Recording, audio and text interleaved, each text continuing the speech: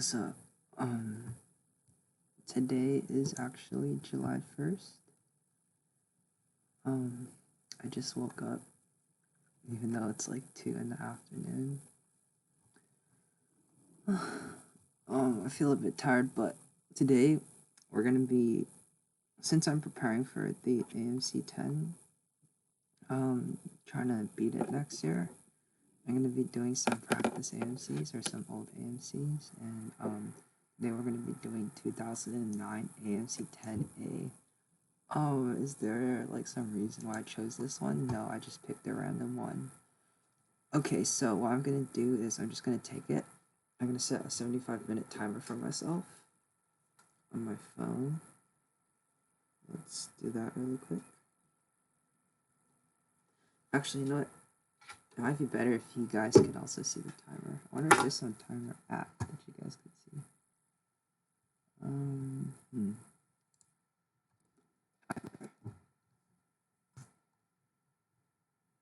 Oh, very cool. So let's minimize this.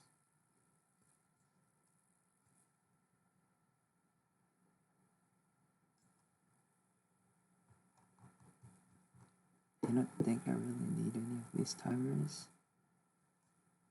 So let's add a new timer. Set to 1 hour and 15 minutes.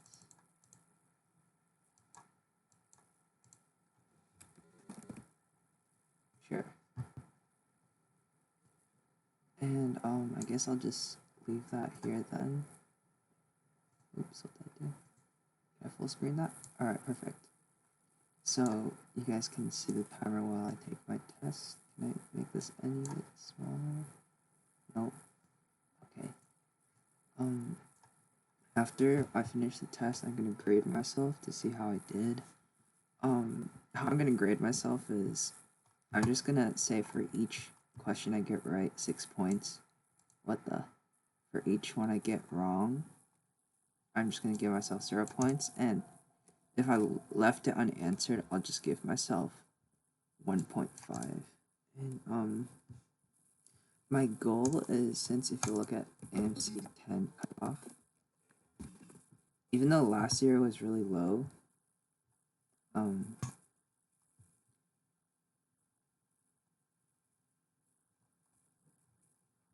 last year was like 103.5, I think. Let's see. Oh, wait, that's the... Usually it shows this stuff.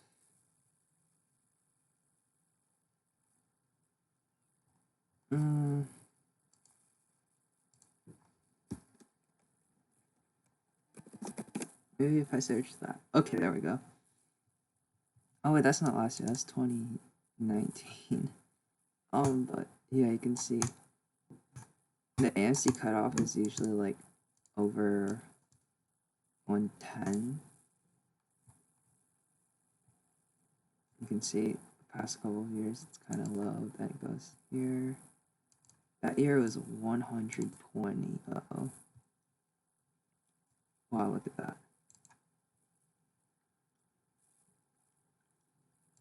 So I guess I'll be trying to get a 120. It's not gonna happen today, but I'm hoping that if I can like keep on going and like trying to beat this, do this every day, maybe my scores will go up and I'll get better at this. And yeah, that's my plan. So alright, let's do this. I wonder how to overlay the clock on top of the Google. Yeah, I guess that works. So I'm gonna start right now, and we can begin problem number 1. I also have a pen and a graph paper right here, so that's how I'm gonna do my work. 1 can holds 12 ounces of soda. What is the minimum number of cans needed to provide a gallon? Oh, that number of soda. So we're gonna go 10 plus 1, so it's gonna be E11. Usually the first 10 questions are easier, but then after those it's going to be a lot harder. 4 coins are picked out of a piggy bank that contains a collection of pennies, nickels, dimes, and quarters. Which of the following could not be the total value of the 4 coins and cents? 15, 20.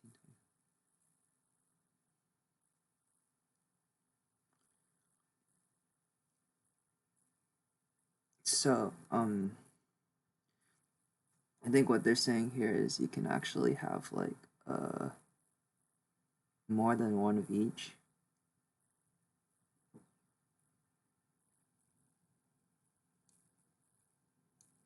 Oh, where'd the timer go? Sorry. I think the answer is A. I'll go back and check this later, but I'll write a question mark next to it. Which of the following is equal to 1 plus 1 over 1 plus 1 over 1 plus 1 plus 1? 1 half, 3 halves, 2 thirds, 1 and 2 thirds, so C.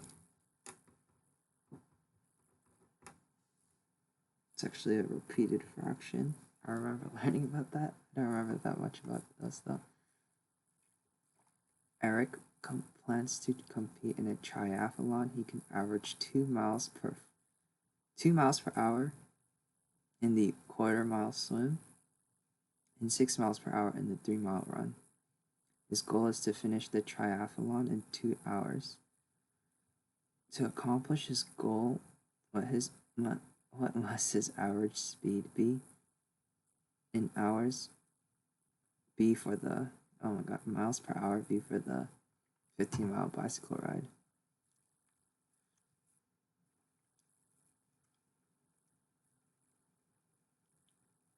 So we can just find the time and then divide the distance by that. So in total you have 2 hours minus the time it takes him to swim. So if you swim 2 miles per hour in a 1/4 mile swim, time equals distance divided by speed. Is that how it works? But let me just write this up again. Distance equals time times speed. Right? Yes. So time is equal to distance divided by speed. So 1/4 divided by 2 is 1/8. 6 miles per hour in the 3-mile run. We do the same thing. Minus 1/2. So we have 2 hours minus 1/8 hour minus 1/2 hour. And it's going to be equal to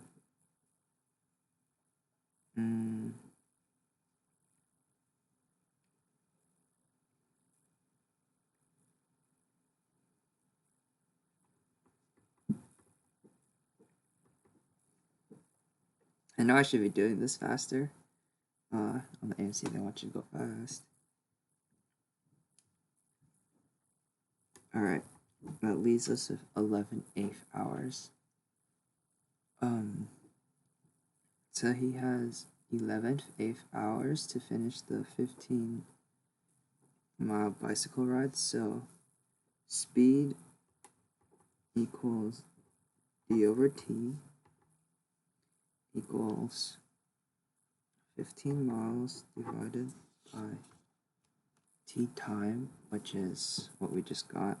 11 divided by 8 equals 15 times 8 over 11 equals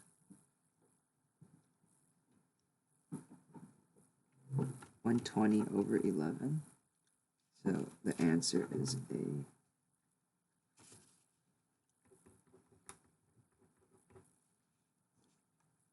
What is the sum of the digits of the square of that?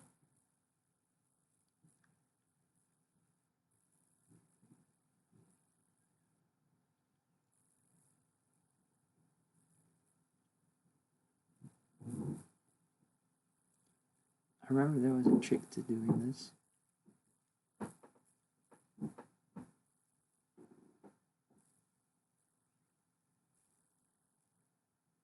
Well, I mean, I guess if you just square that, you're gonna get like, what?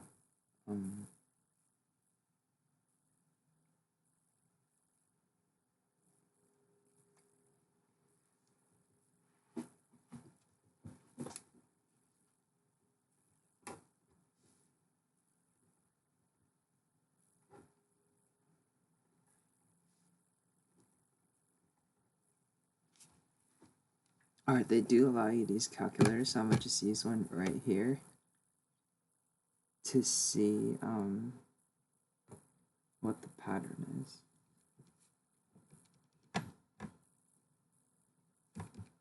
Oh, so that's the pattern.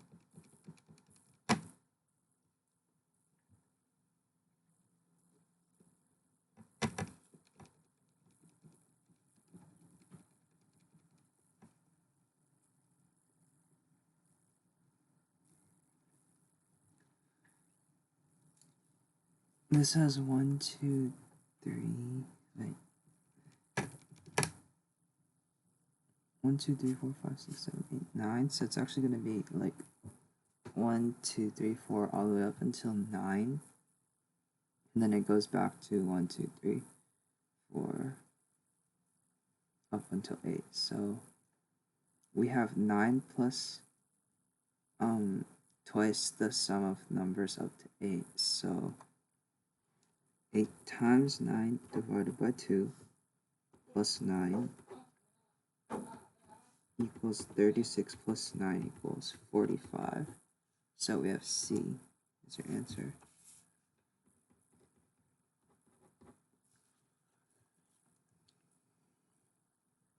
A circle of radius 2 is inscribed in a semicircle as shown. The area inside the semicircle but outside the circle is shaded. What fraction of the semicircle's area is shaded?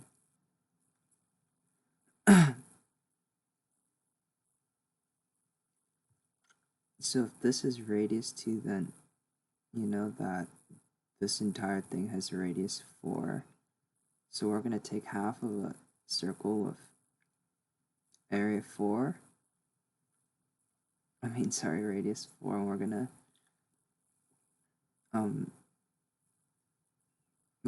and we're going to take the area of a circle of radius 2, and then we're going to find the ratio of the areas. So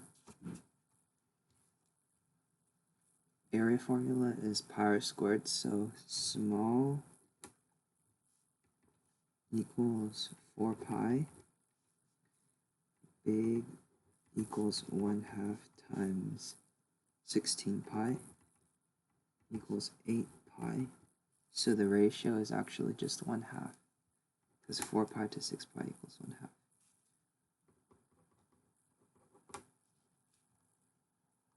A carton contains milk that is 2% fat, an amount that is 40% less fat than the amount contained in a carton of whole milk. What is the percentage of fat in whole milk?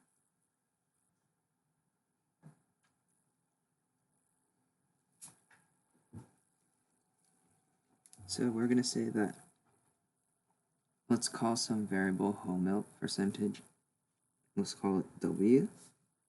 W times 60%, because that's 40% less.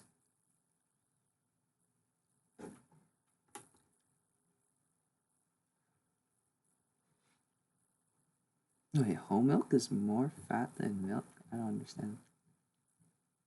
Okay, whatever. Equals 2%. So now we're gonna go divide.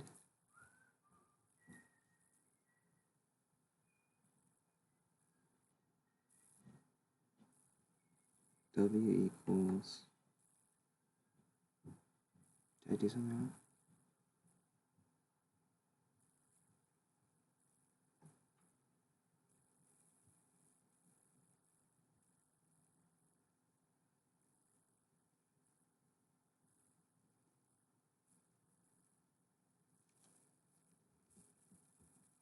Oh, I see. Okay.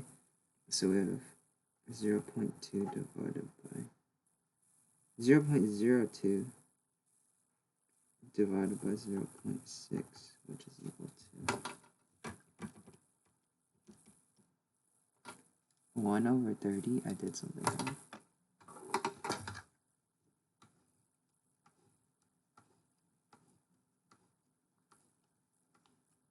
Let's reread this.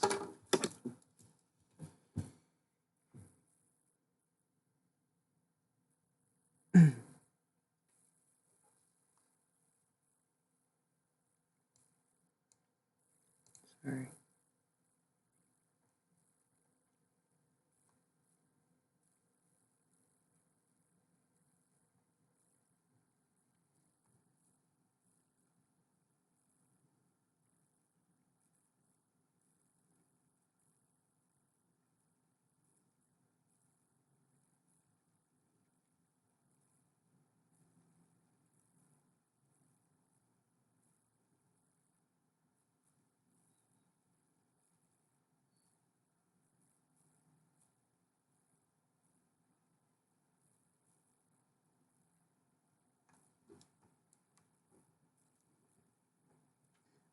Because it's W%, so you get W% equals 1 over 30, then W equals 1 over 30 divided by 0.01. And you get 10/3, so the answer is C. Is that right? Okay, yeah, that looks right.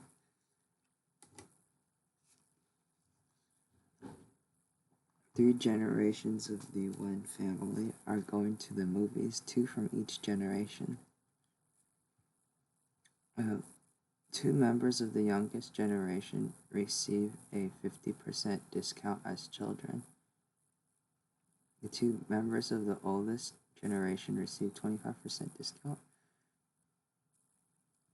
As senior citizens, the 2 members of the middle generation receive no discount. Grandfather Wen, whose senior ticket costs $6, is paying for everyone. How many dollars must he pay? So, I think the trick here is just to find out what an average ticket costs without any discounts. So we know that $6 equals, let's call some variable X dollars. This is the regular price. They receive 25% discount, so it's X times 75%. X equals $6 divided by 75%.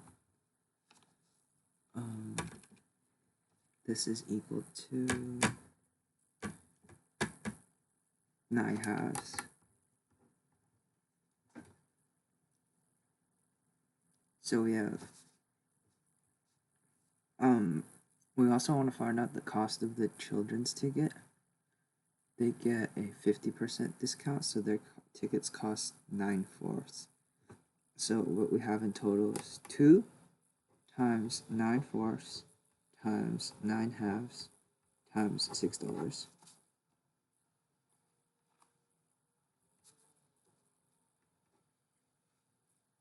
Or I guess we should have added those, my bad. I added them on my paper, but I said times. If we do this, we're going to get 9/2 plus 9 plus 12.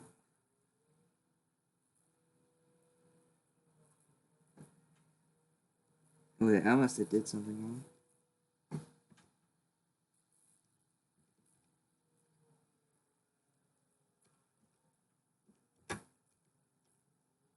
Sorry, the regular ticket is $8.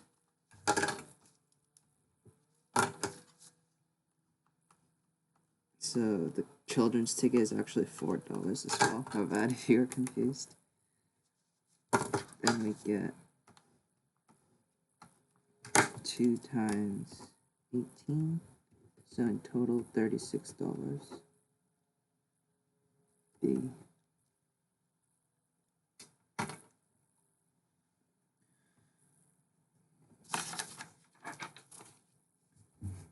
Positive integers a and b in 2009 with a b less than 2009 form a geometric sequence with an integer ratio. What is a? Well, since it's a geometric sequence, we know that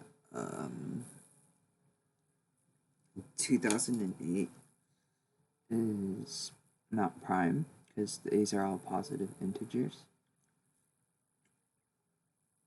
So we're just going to find factorization, the prime factorization of 2009.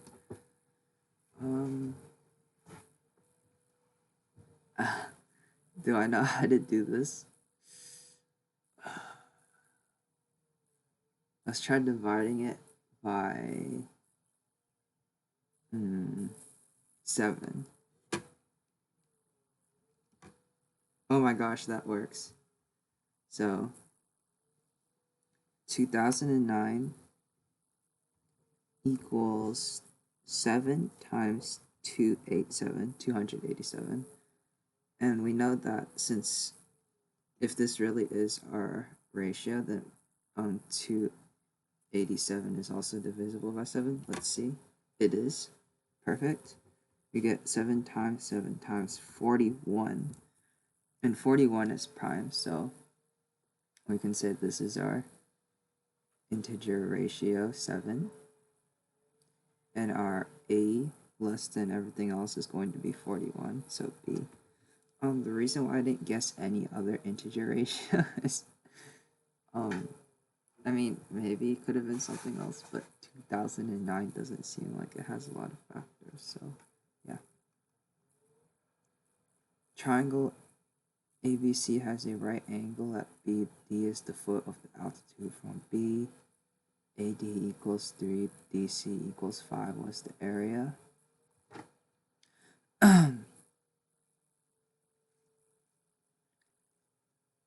Well,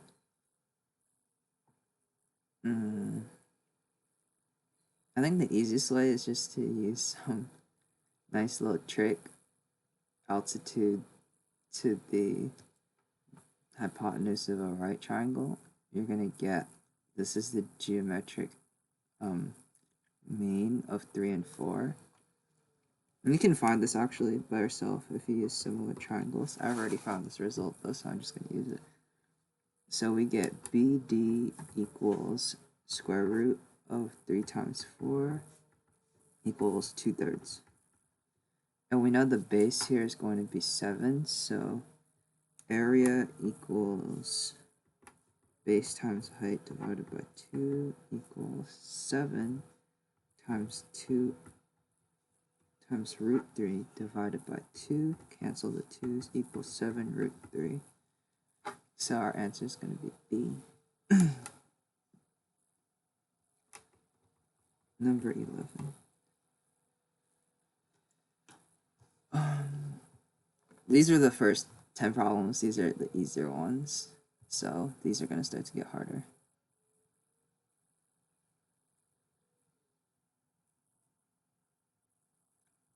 One dimension of a cube is increased by 1, another is decreased by 1, and a third is left unchanged. The volume of the new rectangular solid is 5 less than that of the cube. What was the volume of the cube? So let's define some variables. Let x equals side length of cube.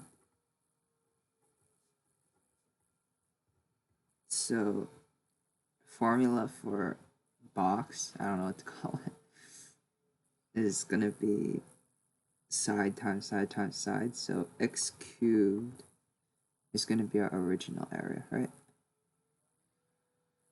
Equals x plus 1 times x minus 1 um, the volume of the new rectangular solid is 5 less. So we can add a plus 5 to that to make the inequality true. What was the volume of the cube? Now we're trying to solve for x. Let's do this. X plus 1 times x minus 1, that's going to be x squared minus 1, but then we have to multiply that by x plus 5. Then you get x cubed equals x cubed minus x plus 5. Cancel those, x equals 5. Thus the original volume equals x cubed equals 5 cubed equals 125. So we get D. Oh my god, are you kidding me? In quadrilateral ABCD, AB equals 5, BC equals 17, CD equals 5, and DA equals 9. BD is an integer. What is BD? Oh my gosh. I don't know if I'm allowed to show you this, but I'm taking the AMC 10 thing right now on AOPS. I won't show that. Actually, nah. I said the thing is copyrighted. I don't want to die from copyright, but this question was on my homework. And I didn't solve it. Oh, so after I solve this right here, if I do even, I'm going to go back to my homework and fill in the answer. Oh. And then AB equals 5, BC equals 17, CD equals 5, and DA equals 9. How do you solve this? I have no clue. Let's think about this. I'm going to draw a diagram on my paper, actually.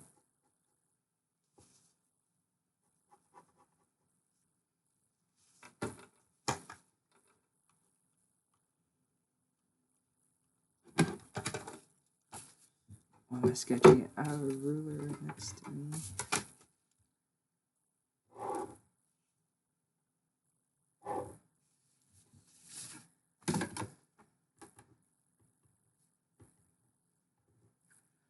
So we know that BD is an integer, so I'm very sure that we're going to have to use that somewhere.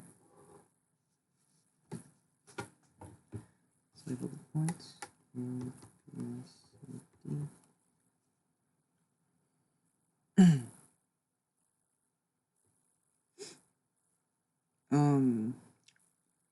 I guess the first thing to notice is that AB equals CD.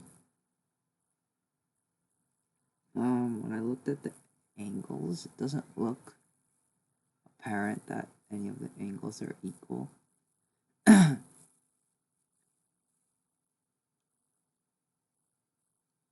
Because if this is not parallel to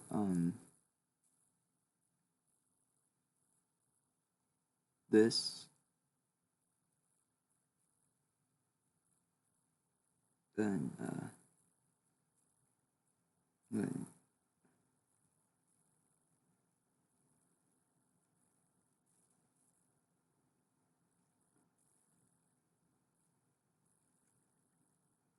these don't have to be parallel, right?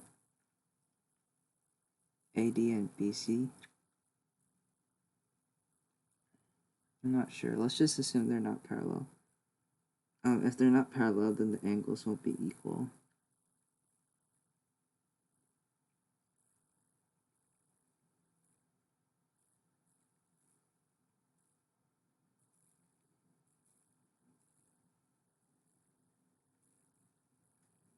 What is BD?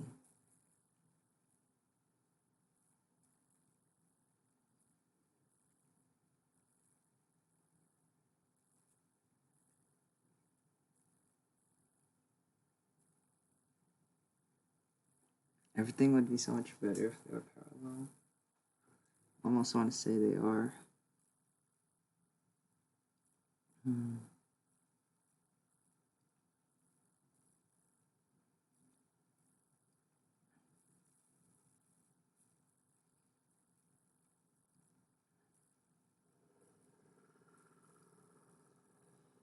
Okay, let's just think about this.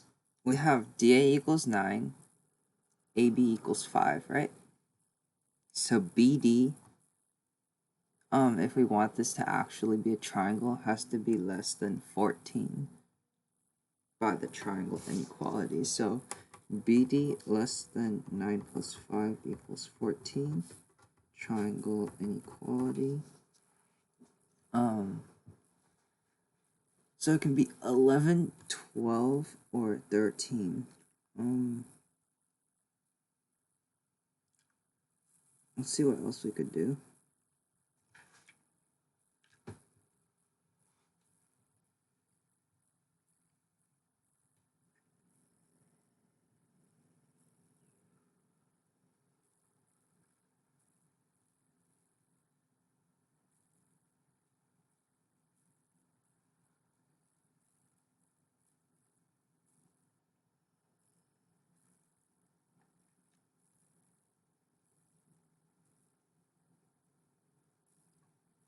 I guess we could also say it's less than 22, but it doesn't really help.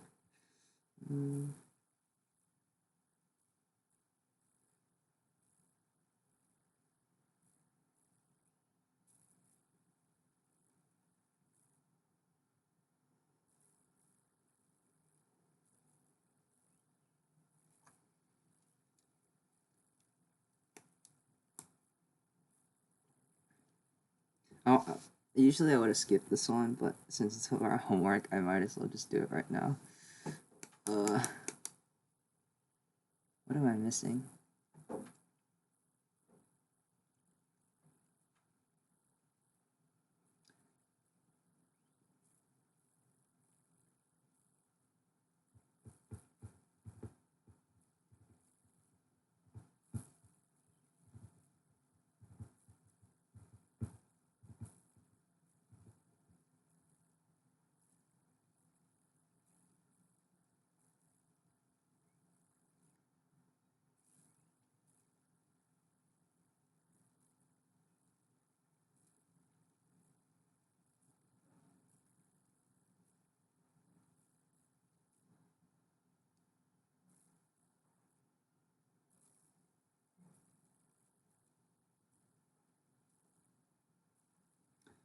What happens when you draw a perpendicular from D to BC?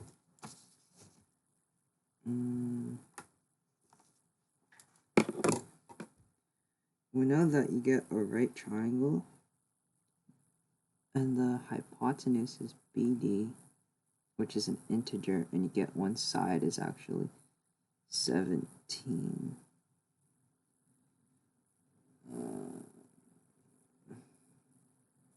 Do I know any Pythagorean triples like that? Possibly. Maybe. Let's see.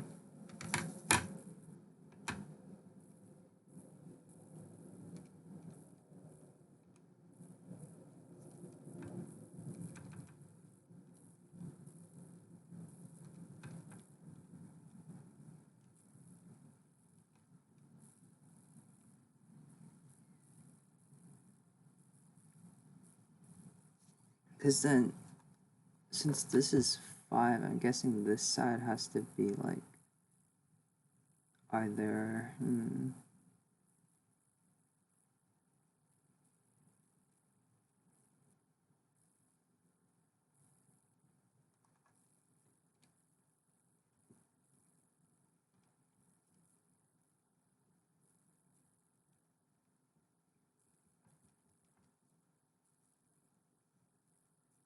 Yeah, I'm not sure about this.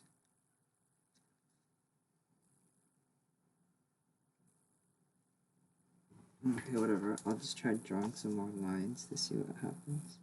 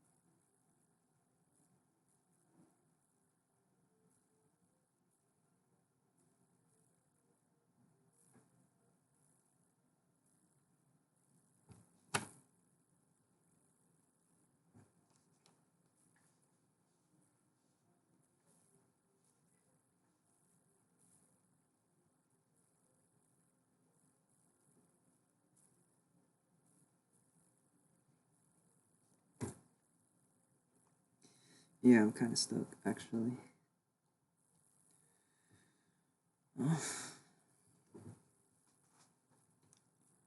How would you show it's 11, 12, or 13?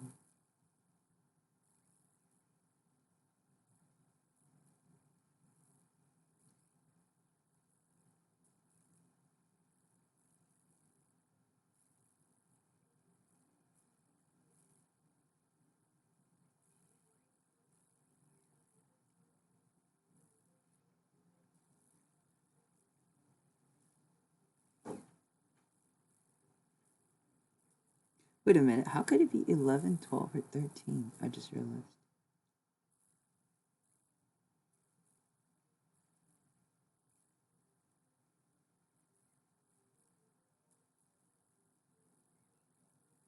Oh. Oh, wait a minute.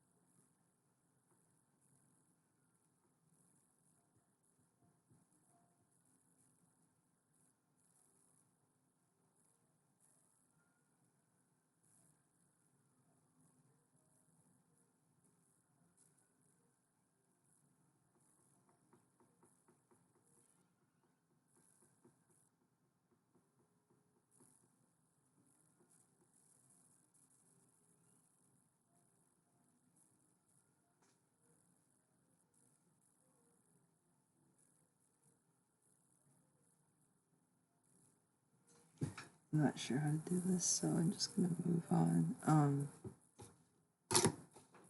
Man, let's. Oh, I don't know.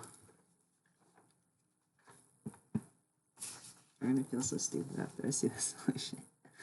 Suppose that b equals 2 to m and q equals 3 to m. Which of the following is equal to 12 to the mn for every pair of integers m and n? So, number 13. P equals 2 to the m. Q equals 3 to the n. Let's just see what happens when we get like P times Q equals 2 to the m times 3 to the n. And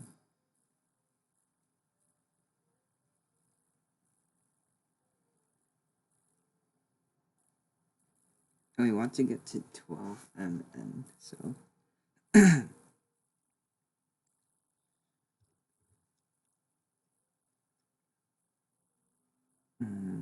that's weird. Let's just try equals 12 times 2 to the n minus 2 times 3 to the n minus 1.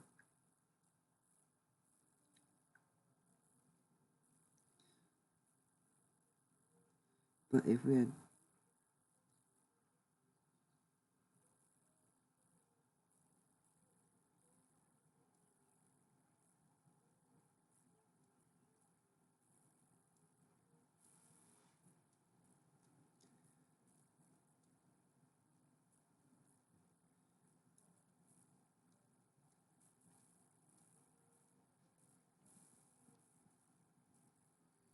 what?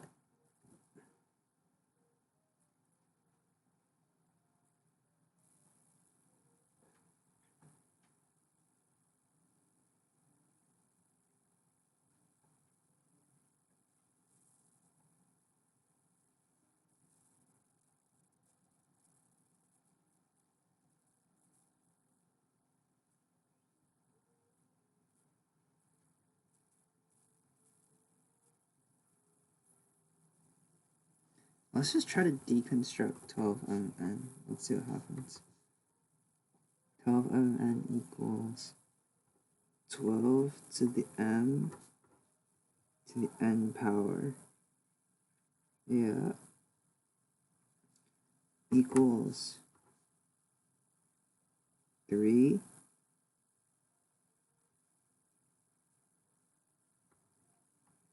times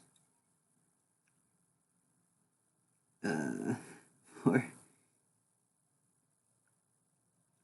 3 times 4 to the m to the n power equals 3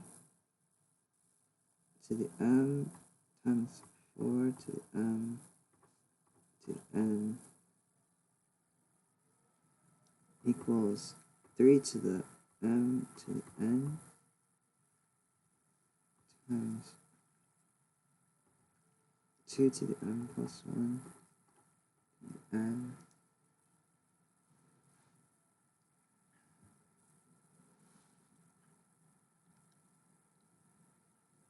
No, this is equal to, wait, it was 3 to the n, so we actually have, that's equal to 3 to the n to the m times 2 to the n plus 1.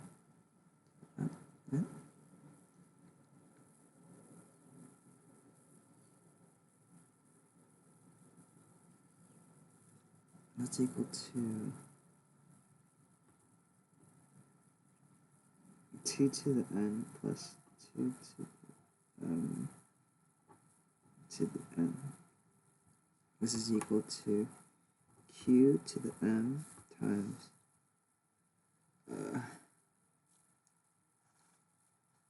times whoa right.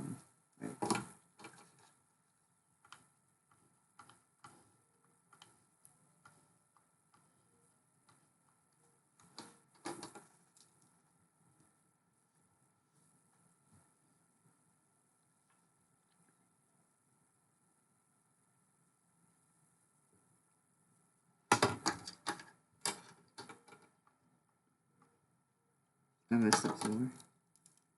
4 to the m to the n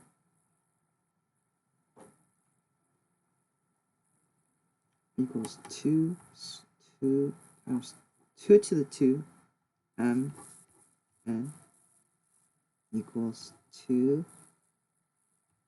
squared 2mn to the n equals qm times, what is that? 2n to the 2n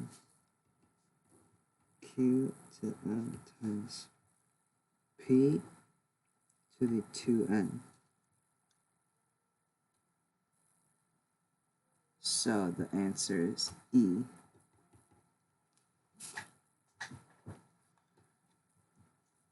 Four congruent rectangles are placed as shown. The area of the outer square is 4 times that of the area of the inner square. What is the ratio of the length of the longer side of each rectangle to the length of the shorter side?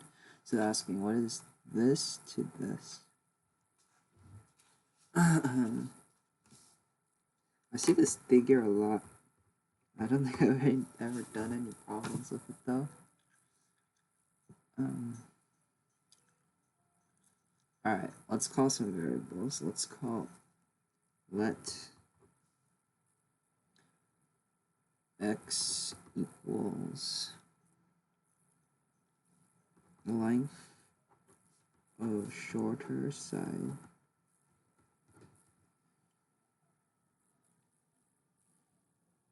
and let's let y equals length of entire big side. So this is x and this is going to be y.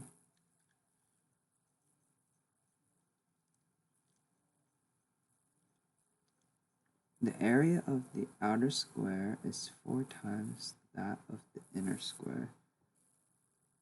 So we know that.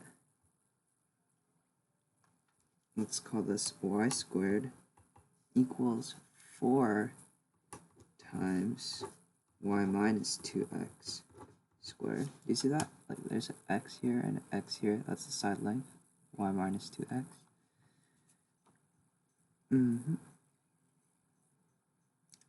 So let's just expand this to see what happens. Y squared equals 4 times y squared minus 4xy plus 4x squared. Wow, y squared equals 4y squared minus 16xy plus 16x squared. 3y squared minus 16xy plus 16x squared equals 0.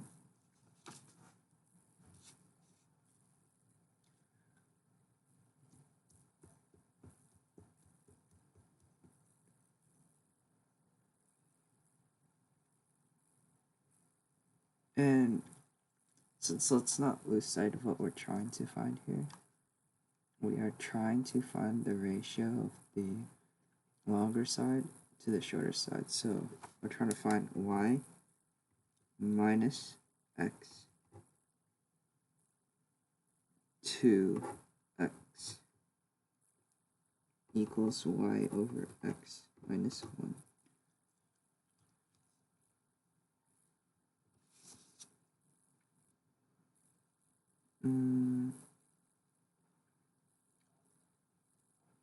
Oh, and guess what? We have, let's just say, we have 3y squared minus 16xy plus 16x squared from our equation from the areas. So this is called forgot the name, but the trick is, if you want to find y over x, you just treat it as your variable to the quadratic. Oh, it's called like a homologous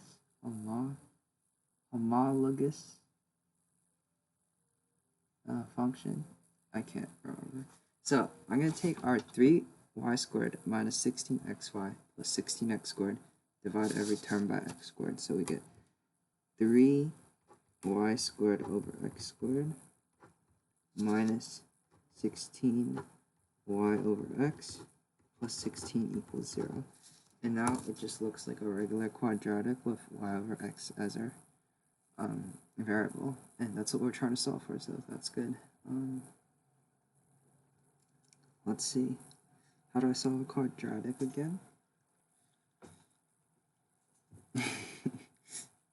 Okay, let's see if this factorable. Let's call y over x equals u to write stuff less. We have 3u squared minus 16u plus 16 equals 0.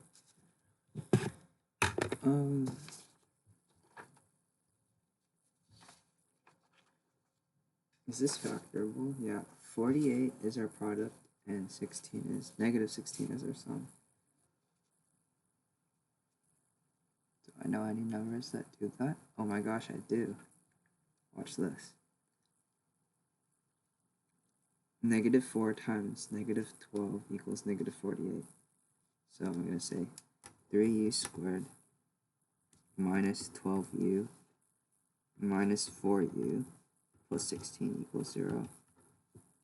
I'm going to say 3u times u minus 4 minus 4 times u minus 4, 0, u minus 4, 3u minus 4 equals 0, u equals 4, or u equals 4/3.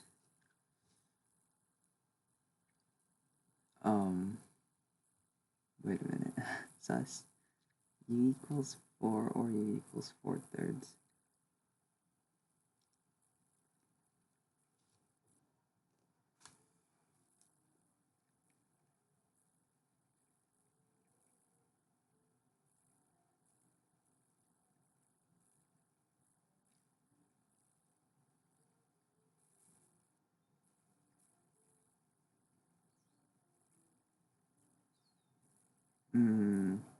Alright, well, if it's 4/3, none of the answers work here, so u equals y over x, and we were trying to find y over x minus 1. That was our answer. So if we have u equals 4/3, then you get 1/3, which is none of these, so the answer has to be u equals 4. So u equals 4 implies y over x minus 1 equals 4 minus 1 equals 3. So our answer is going to be A.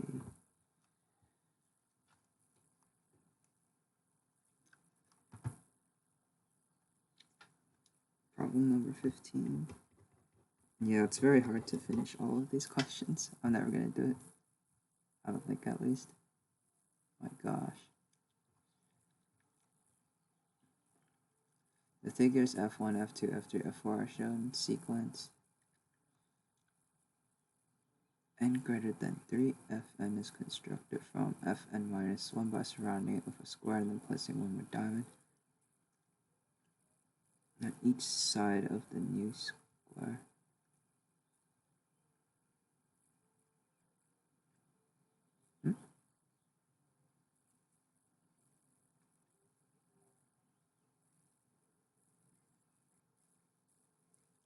How many diamonds are there in figure 20? Bruh. So let's see what's happening. Figure 1 has 1. Figure 2 has 1 plus 4, so 5. Next figure has 1, 2, 3, 4, 5, 8 more, so we get 13. Last one is going to be 1, 2, 3, 4, 5, 6, 7, 9, 10, 11, 12. So we get 25. So it looks to me that we just have a regular old quadratic sequence. So I think best thing we could do is solve the quadratic and plug in 20. And it's going to be x equals 1 here, so keep that in mind. a equals second difference over 2, so a equals 2. Then we have 2x squared plus bx plus c equals 0. I wonder if there's a trap here. I feel like this shouldn't be so easy.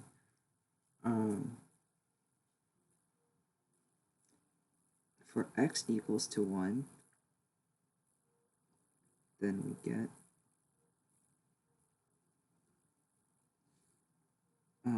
when we have for x equals, or no, not equals to 0, sorry. F of x equals 2x squared plus bx plus c. So then f of 1 is equal to 1, so we get 2 times 1 squared plus b plus c equals 1. F of 2 gives us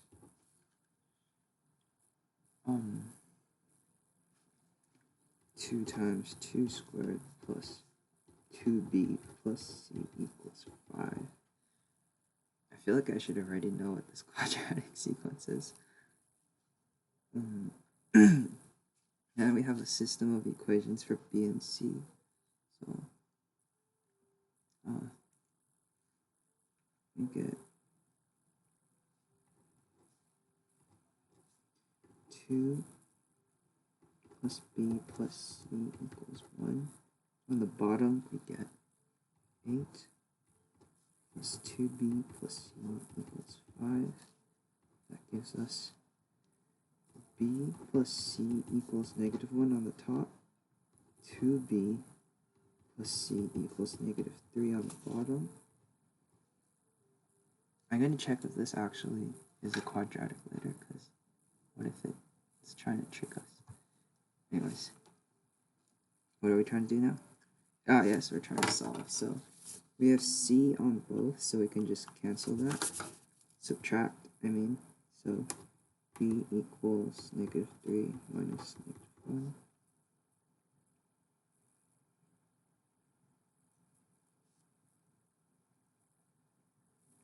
That's subtracting top from bottom. B equals negative 2 thus negative 2 plus c equals negative 1. C equals 1. So we get our function is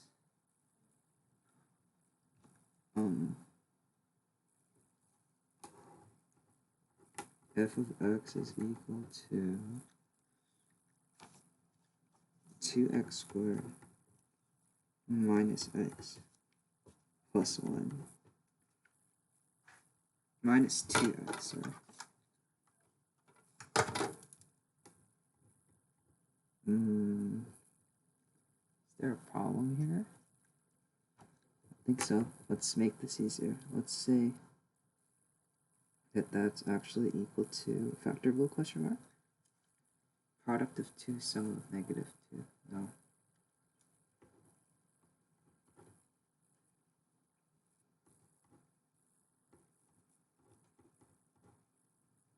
I'll just write it as 2x times open parentheses x minus 1 close parentheses plus 1 f of x. So what is x equals 20? Well, f of 20 gives us 2 times 20 times 20 minus 1 is 1 equals 40 times 19 is 1 equals.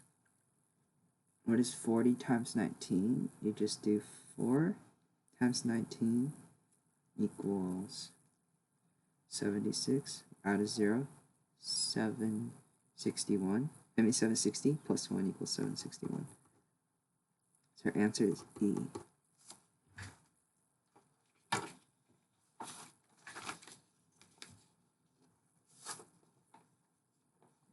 feel like that was a little bit too easy. I might get that one off. And I forgot to use the back of my papers. Oops.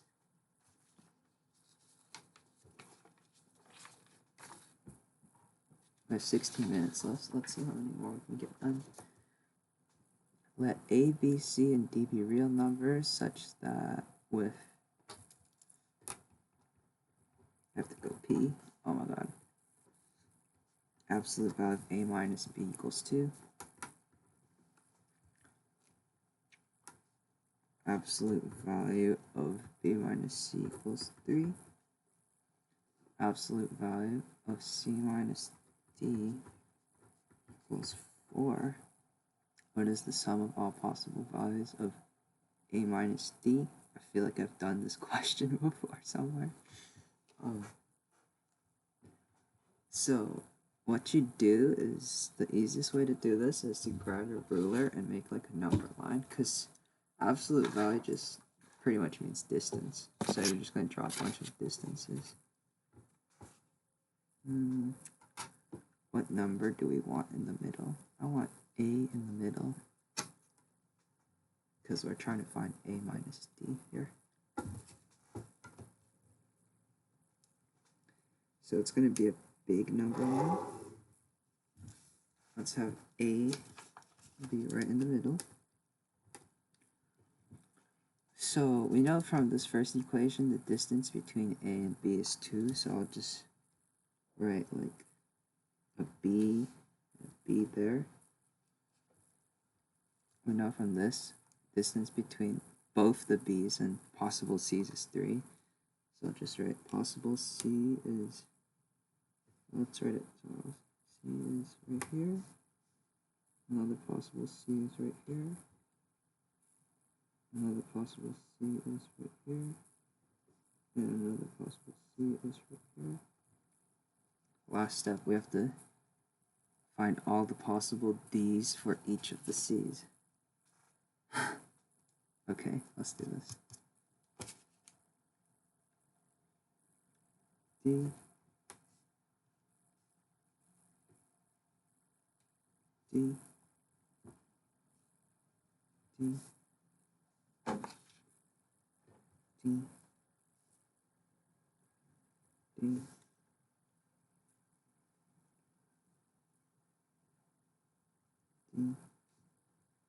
D.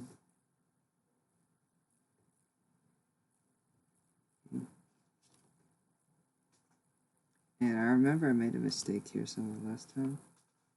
So, let's see if I still make the same mistake. We sum all the possible values, so we get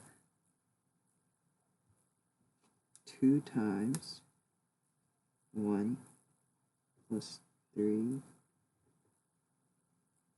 plus 5 plus 9, 18.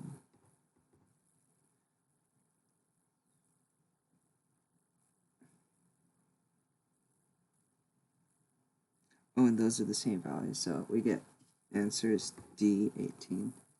Right, I was double counting them last time. You don't do the times 2. I still forgot it this time, but yeah. And the problem 17. Rectangle ABCD. Okay, geometry. Let's see if I can do it this time. Still stuck on this geometry problem. I don't get it. Has AB equals 4, BC equals 3, segment EF is constructed to B so that EF is blah, blah, blah, blah, blah. Okay. So, as always, if we have a geometry question, we're going to start off by drawing the diagram. So I'm going to draw a rectangle ABCD with AB equals 4, BC equals 2, 3.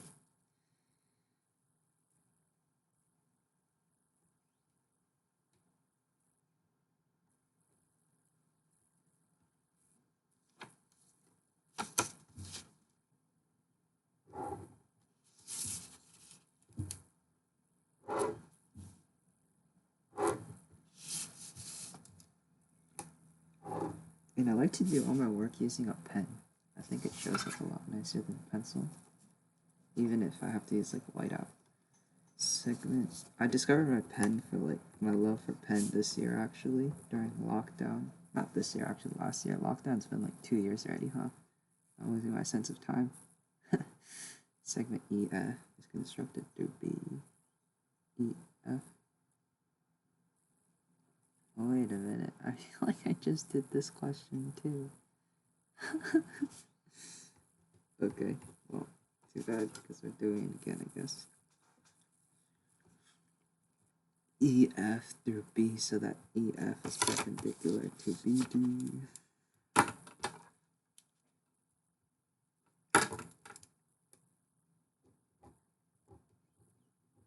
Wait, yeah, I swear, I've done all these wrong.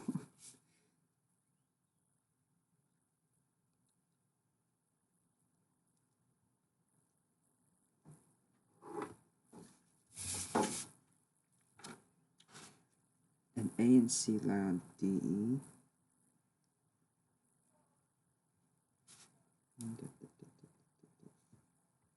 B. I ran out of space on my paper, so I'm gonna have these curvy lines.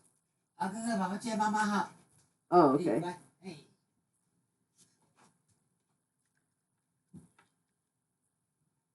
DE and DF respectively.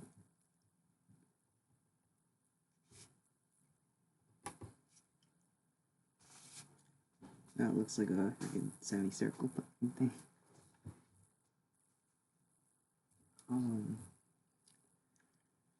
What is EF? So what you do here is you go, hey, look, we have a bunch of similar triangles and stuff. So yeah, that triangle, we're just gonna list the similar triangles basically, because you get so many from the right angles.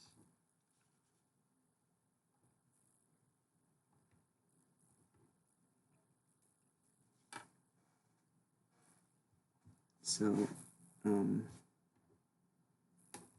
we get triangle ABD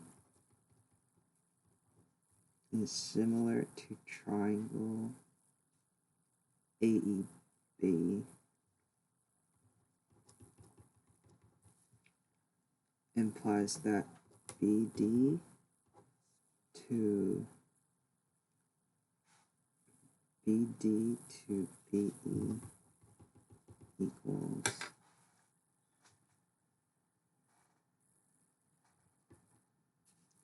AD to AB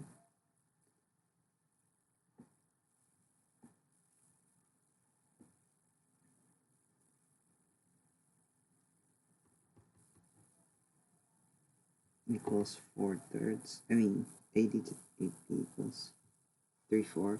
My bad.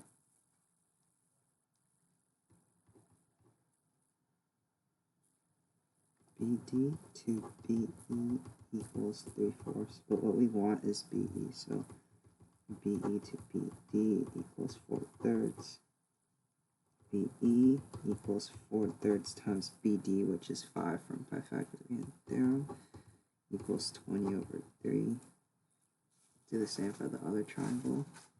You get that BF is equal to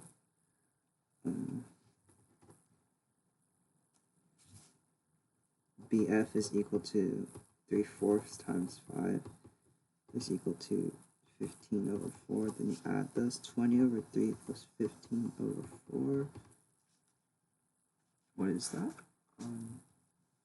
80 plus 45/12 equals 125/12. So our answer is C. Hold up, I need to go use the bathroom.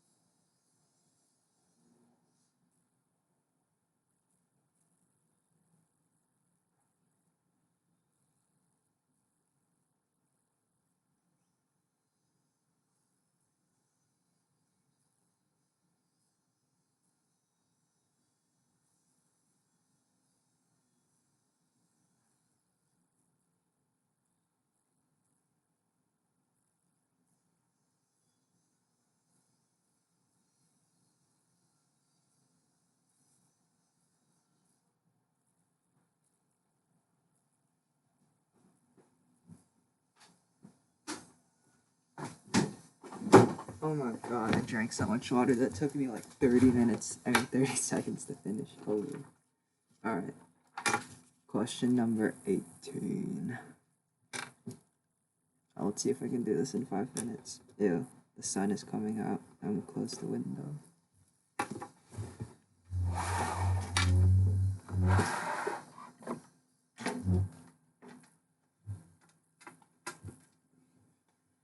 Alright.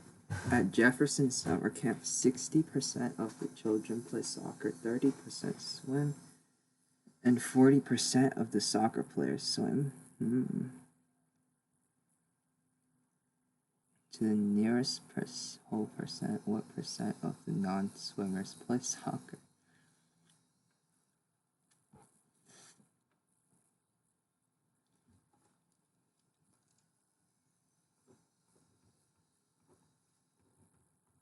Okay, I'm gonna try to visualize this by like, I don't know, maybe drawing like a tree diagram first.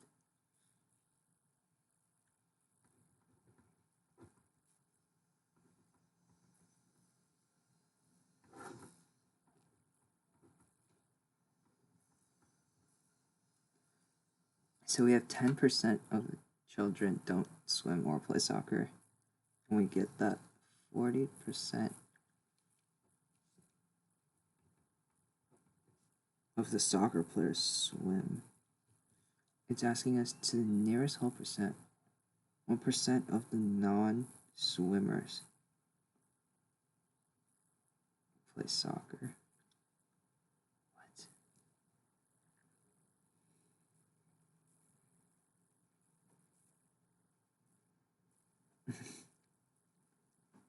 Oh, okay. So we have 60%. No, wait. We have 70% is non-swimmers in total of the entire camp.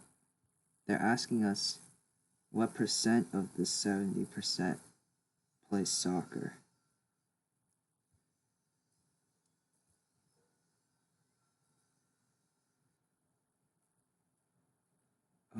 So what the heck?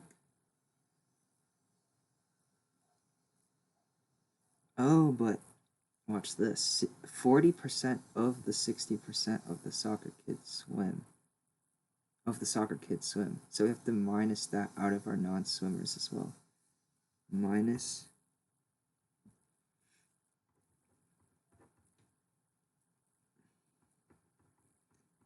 60% times 40% equals 24%. So then we get, actually the percentage of non-swimmers is 70 minus 24 equals, what is that, 46%?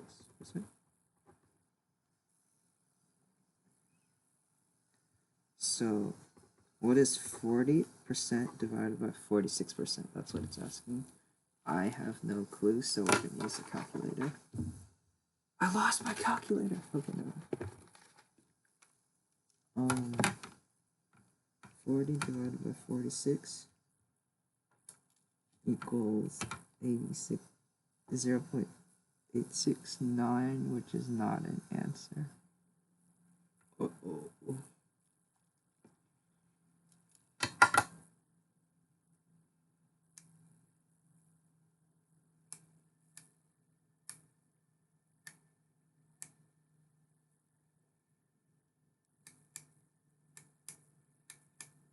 Honestly, this is the place where I would have gave up. But let's not give up. Let's just assume there's 100 people at the camp. 60 people play soccer. And if 40% of the 60 play soccer, that means that 24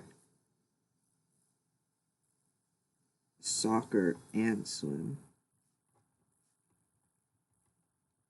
How many is only soccer? 60 minus 24. 36 only soccer.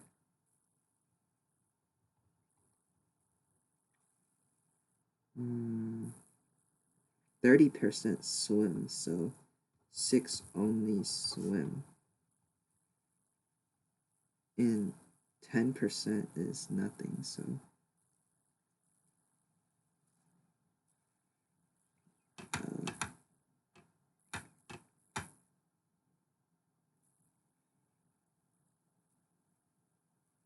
does that even make sense?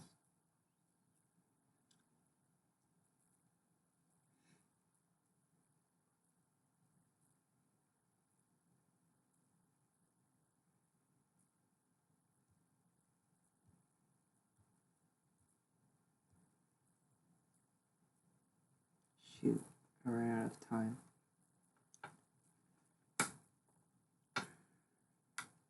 What percent of the non-swimmers play soccer?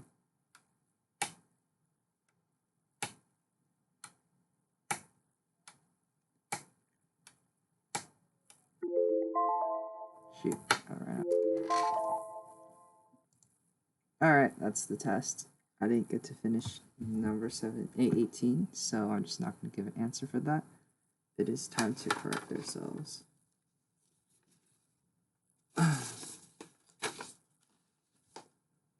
And I'm thinking, should I just correct myself and look at the answer to the geometry problem, or should I figure it out later by myself?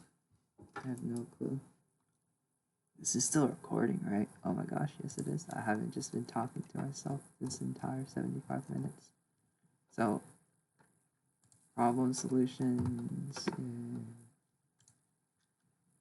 For number 1, I answered E.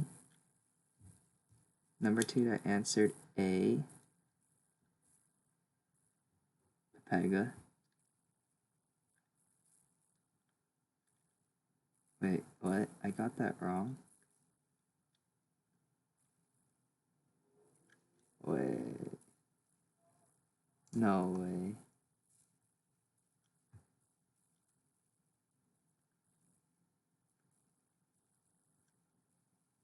Oh no, that's solution 2. My bad, not problem 2. I was so scared I got problem 2 wrong. Oh. Preceded by... Okay. Number 2, I said A. Okay, good.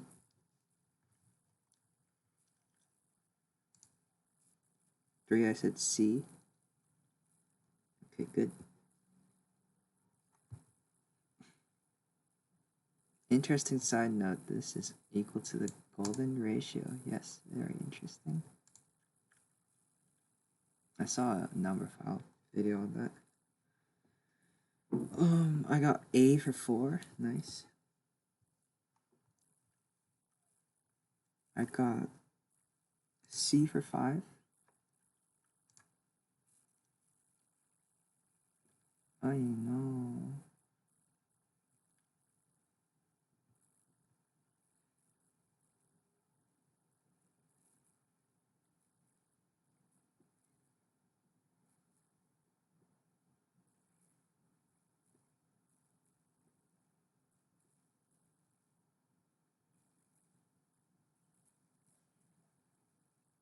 Oh, I messed up.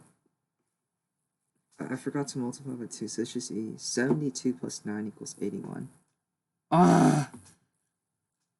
How did I get 45? I only added one side of it. I'm so bad. I shouldn't have got that wrong. I'll say I got it wrong anyways, even though it makes me really sad. Number 6, I got A. Bro, I should not have gotten 5 wrong. That makes me depressed. So I got C. Okay. Number 8, I got B. Okay.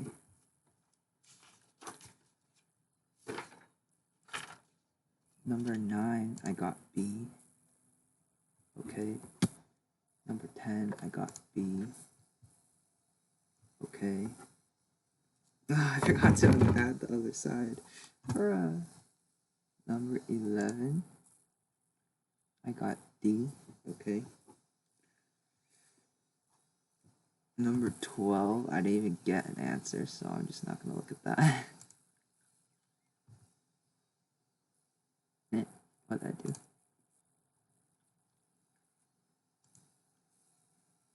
Bruh. Alright, I guess I can't go directly to number 13. Wait, what? Why is it not opening the right? Oh, because it's probably the same question. Okay, never mind. Here I got, number 13, I got E. Okay, good. 14, I got... What did I get? I got A. Wait, that's not the right question. Oh. I got A. Okay, good. 15. I got E. Bruh, it doesn't even say E. Say freaking E. Don't give me the number. Okay, it's E.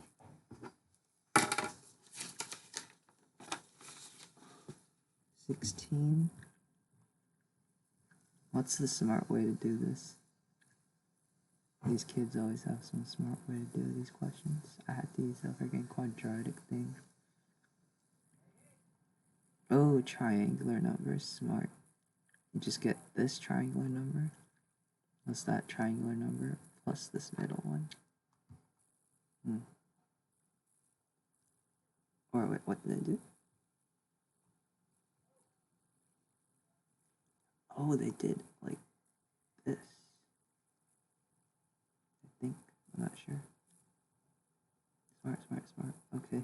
I'm not that smart though, so I had to use formulas and stuff. No.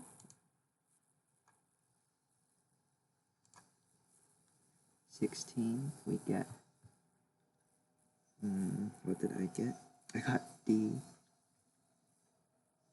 Okay. Why don't these people say D anymore? They literally just tell you the number. Okay. D.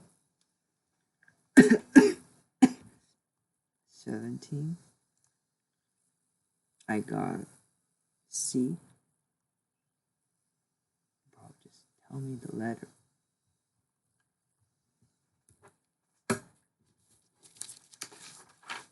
And 18, I did not finish, so no answer.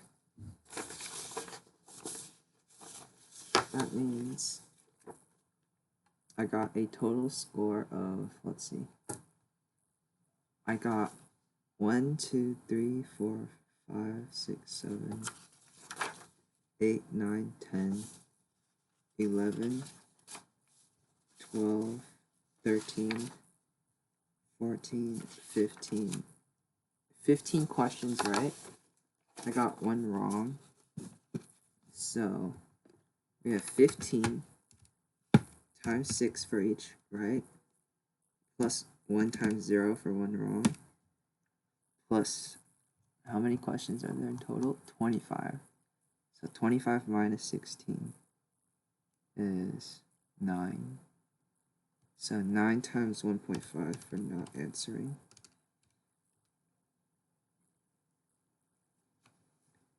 I get a score of... I need my pen.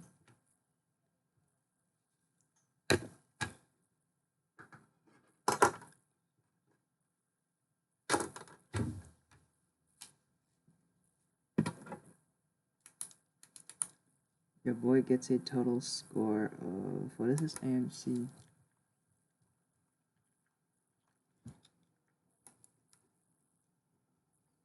AMC 10A 2009. I got a score of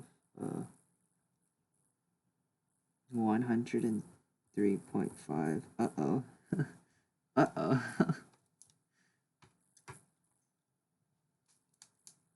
Seriously? Bruh.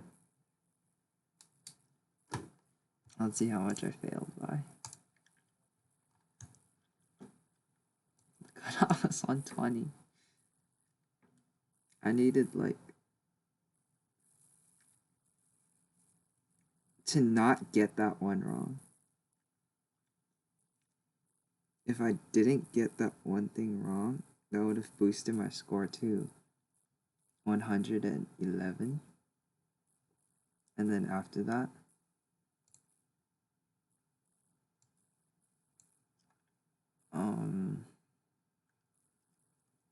let's see, I needed like 2 more questions after that, but I was working too slow, so I didn't get it.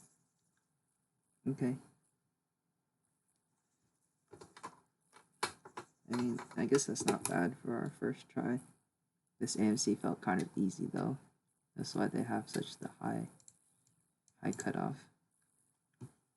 Usually it's probably not going to be as easy. If it's like this hard, I'm not even going to make it. Okay. So...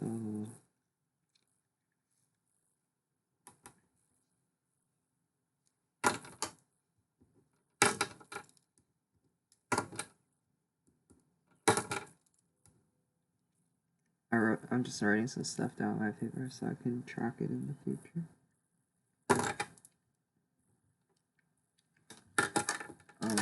That is AMC 10 grind number 1. Hope you had fun watching that, and peace out.